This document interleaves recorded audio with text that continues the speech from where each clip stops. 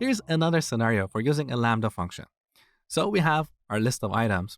Let's say we want to filter this list and only get the items with price greater than or equal to $10. Again, one basic way is to define an empty list, like filtered. Then we iterate over our list of items. For each item, we get the price. If it matches our criteria, we'll add it to this list. But that's pretty basic. A better approach is to use the built-in filter function. Look at the parameters. This function, just like the map function, takes two parameters, a function and an iterable. So it will apply this function on each item of this iterable. If the item matches some criteria, it will return it. So let's see how we can use this function. As the first argument, we're going to pass a lambda function.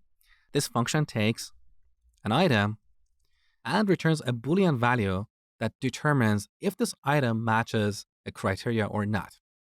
In this case, we want to get the price of each item and see if it's greater than or equal to $10.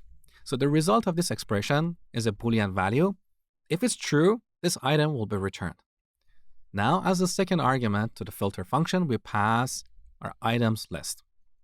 Let's temporarily store the result in a variable called x and print it. So we get a filter object.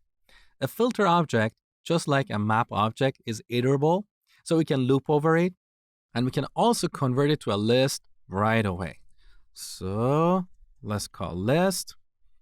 Now we get a filtered list that we can print on the terminal. So as you can see, we only have product 1 and 3 because their prices are greater than $10.